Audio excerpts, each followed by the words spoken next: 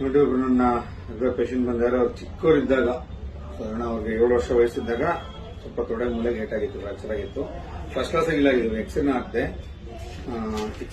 X ray ತೆಗೆದ್ರೆ ಅವ್ರಿಗೆ fracture ಆಗದೆ ಕಾಣಿಸ್ತಲ್ಲ, ಅಷ್ಟು ಚೆನ್ನಾಗಿಲ್ಲ. ನಾನು ಎಷ್ಟೊಂದು ವಿಡಿಯೋಗಳಲ್ಲಿ ಹೇಳಿದ್ದೀನಿ, ಬೋನ್ ಹೀಲ್ಸ್ ಬೈ ಬೋನ್ ಅಂತ.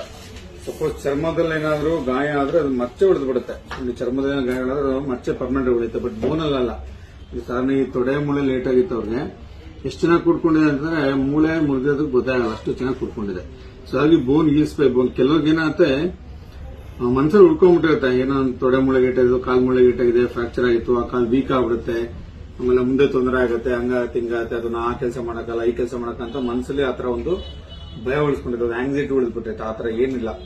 ಬೋನ್ ಒಂದ್ಸರಿ ಹೀಲಾಯ್ತು ಅಂದ್ರೆ ಫುಲ್ ಸ್ಟ್ರೆಂತ್ ಬರುತ್ತೆ. ಅಫ್ಕೋರ್ಸ್ ರಿಮಾಡೆಲಿಂಗ್ ಅಂತ 2 years ಟೈಮ್ ತಗೊಳುತ್ತೆ. ಕೆಲವು ಬೋನ್ ಒಂಥರ ಒಂದಿರುತ್ತೆ. ಹೆಚ್ಚಿನ ಬೋನ್ಗಳು ಹೀಲಾದಾಗ, ಹೆಚ್ಚಿನ ಫ್ರಾಕ್ಚರ್ಗಳು ಹೀಲಾದಾಗ ಯಾವ ರೀತಿ ತೊಂದರೆ ಇರಲ್ಲ, ಮುಂದೆ ಏನು ಪ್ರಾಬ್ಲಮ್ ಇರಲ್ಲ, ಕರೆಕ್ಟ್ ಆಗಿ ಹೀಲಾಗುತ್ತೆ. ಮತ್ತೆ ಏನೇನು ತೊಂದರೆ ಇರಲ್ಲ, ಎಲ್ಲಾ ರೀತಿ ಕೆಲಸಗಳ ಕಾರ್ಯಗಳು ಮಾಡ್ಕೋಬಹುದು.